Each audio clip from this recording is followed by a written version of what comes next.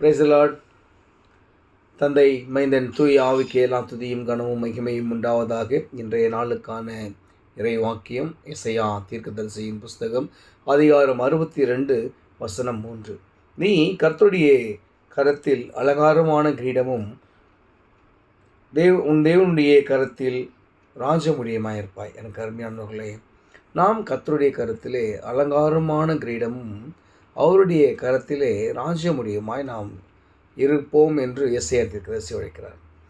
இந்த வார்த்தைகளை நாம் கேட்கும்போது நாம் எப்போது இப்பேற்பட்ட ஆசீர்வாதங்களை நாம் பெற்றுக்கொள்ள முடியும், எப்படி பெற்றுக்கொள்ள முடியும் அப்படின்னு சொல்லி நாம் யோசிக்கும் போது, நாம் நம்மை வெறுத்து, சுயநலத்தை வெறுத்து, நாம் பிற நலத்தை நோக்கும்போது, பிறரை நேசிக்கும்போது, பிறரிடத்தில் அன்பு செலுத்தும்போது, பிறருக்கு இந்த நற்செய்தியை வெளிப்படுத்தும் போது, நம்முடைய வாழ்க்கையில் இந்த நற்செய்தியை கேட்டவர்களாக அல்ல, இந்த நற்செய்தியை ஆண்டவராகிய இயேசு கிறிஸ்து என்னும் நற்செய்தியை நம்முடைய வாழ்க்கையில் நாம் பிரகாசிக்க செய்யும்போது, அந்த வெளிச்சத்தின் வழியாக அநேகர் அந்த வெளிச்சத்துக்குள்ளாக வரும்போது, நாம் கர்த்தருடைய கரத்திலே அலங்காரமான கிரீடமும் அவருடைய கரத்தில் ராஜமுடியுமாயிருப்போம். எனக்கு அருமையானவர்களே, நம்முடைய வாழ்க்கை நம்மை சுற்றி இருக்கிற சமுதாயத்தில் இருக்கிற அநேக சகோதர சகோதரர்களுக்கு பிரகாசமான ஒரு வாழ்க்கையாக இருக்கணும், ஒரு எடுத்துக்காட்டான ஒரு வாழ்க்கையாக இருக்கணும். எப்படி வாழ வேண்டும் என்பதை நாம் வாழ்ந்து காட்ட வேண்டும்